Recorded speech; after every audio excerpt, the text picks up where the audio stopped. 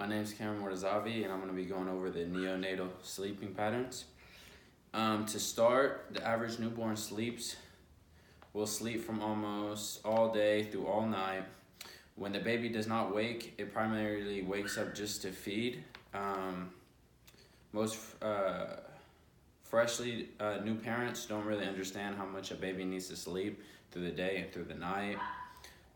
It shows through stats early on, babies will actually be confused from daytime and nighttime. So most of the time they'll be awake through the night and be sleeping most of the day.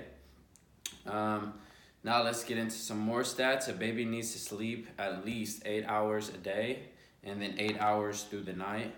It also is shown that babies won't sleep through the night until they're closer to 1 year old.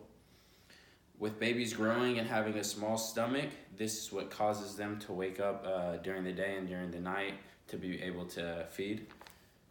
Just like adults, baby has sleeping patterns just like us. To start, stage 1, when the eyes get droopy and they keep opening and closing it. Stage 2 is when they are in a light sleep, which any little noise or anything will wake them, maybe startle them and make them jump.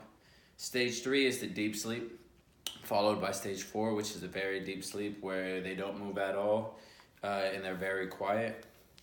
To go over my first article that I picked, it is called Infant Sleep Predict Attention Regulation of Behavior Problems from 3 to 4 year olds, which they do a study. They did 43 infants for 12 months. They watched their sleeping patterns, how much they woke up to feed, from when they were the first 12 months of they were born, and then they re-looked at it when they were 3 to 4 years old to determine the behavior and if the sleep affected them.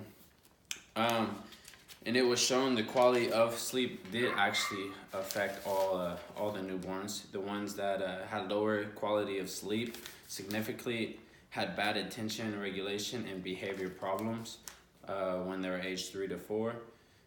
This article also goes into more depth describing the learning process of the mind and how sleeping will affect the babies growing forward. For example, the consolidation of sleep and waking up patterns are very important when developing milestones in the infant from growing up when they are first born. The fastest development for the newborns will occur in the first 6 months of the baby's life. To go into my second article, which is sleeping disturbance in newborns, this article goes over development of sleeping, describing the various stages of sleep. So it goes more into depth of how the physical body goes into sleep from stage 1 to 4. To go over it, to give a little example, the decrease in body movement, slow waves of EEG, and no eye movement. That's what I mean by the physical body of shutting it down from the babies.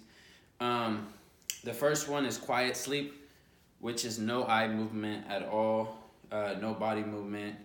Then goes into the active sleep, followed by the transitional sleep, then being awake.